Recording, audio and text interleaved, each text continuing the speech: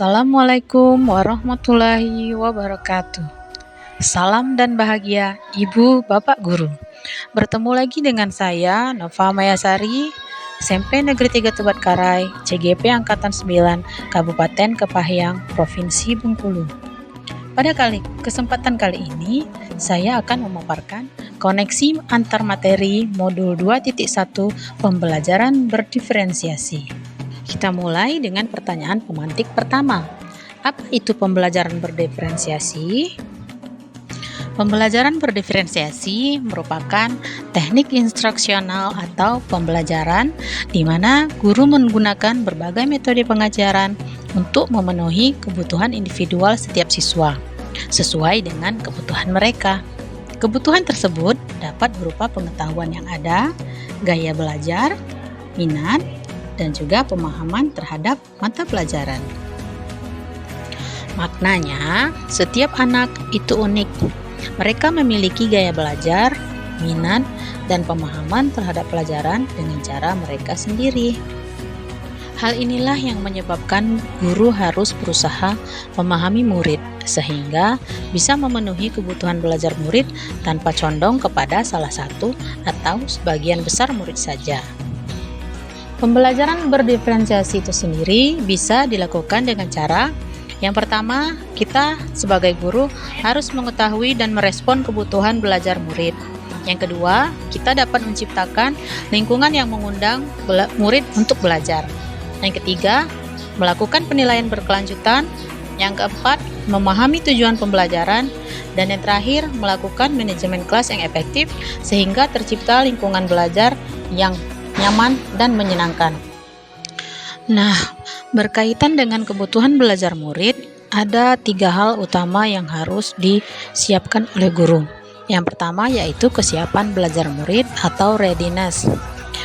Dalam hal ini, guru menilai pengetahuan awal dan menentukan apa yang sudah diketahui murid dan di mana mereka berada.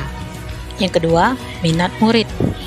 Minat setiap murid pasti berbeda-beda. Hal ini merupakan salah satu motivator penting untuk tertarik dalam proses pembelajaran. Yang ketiga, profil belajar murid. Profil belajar murid akan sangat dipengaruhi dengan lingkungan budaya, kecerdasan majemuk, dan gaya belajar siswa. Hal ini harus sangat diperhatikan oleh guru supaya dapat tercipta pembelajaran berdiferensiasi yang efektif. Ada beberapa cara mengidentifikasi kebutuhan belajar murid. Di antaranya yang pertama, mengamati perilaku murid, kemudian mengidentifikasi pengetahuan awal murid. Yang ketiga, mereview dan melakukan refleksi terhadap praktek mengajar yang sudah dilakukan. Yang keempat, berbicara dengan guru murid sebelumnya. Yang kelima, membaca rapot murid di kelas sebelumnya. Dan yang terakhir, menggunakan penilaian formatif dan diagnostik. Ada 3 strategi untuk melaksanakan pembelajaran berdiferensiasi. Yang pertama, diferensiasi konten. Diferensiasi konten berkaitan dengan apa yang kita ajarkan, seperti materi, konsep, atau keterampilan yang perlu diajarkan. Dalam diferensiasi konten, biasanya mengubah organisir penyampaian materi ataupun format penyampaiannya, tidak mengubah isi dari kurikulum itu sendiri. Kedua yaitu diferensiasi proses. Kegiatan ini memungkinkan murid berlatih dan memahami atau memaknai konten dengan cara membedakan proses yang harus dijalani oleh setiap murid. Yang ketiga yaitu diferensiasi produk. Dalam diferensiasi produk, bukti yang menunjukkan apa yang murid telah pahami dengan cara membedakan atau memodifikasi produk sebagai hasil belajar murid, hasil latihan, penerapan, dan pengembangan apa yang telah dipelajari. Pertanyaan pemantik selanjutnya, adakah keterkaitan modul pembelajaran berdiferensiasi dengan modul-modul yang lain yang telah dipelajari sebelumnya, yaitu modul 1.1, 1.2, 1.3, dan 1.4.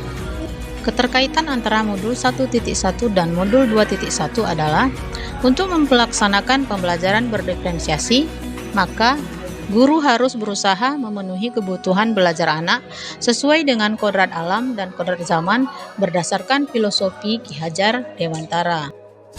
Sedangkan keterkaitan modul 1.3 dan modul 2.1, pembelajaran berdiferensiasi dapat menjadi salah satu strategi untuk mewujudkan visi guru penggerak yang berpihak kepada murid.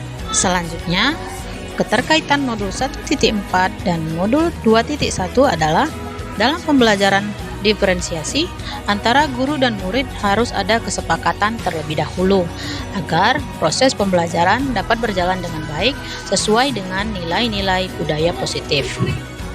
Demikianlah pemaparan koneksi antar materi modul 2.1. Semoga bermanfaat. Salam guru penggerak. Tergerak, bergerak, dan menggerakkan. Terima kasih. Assalamualaikum.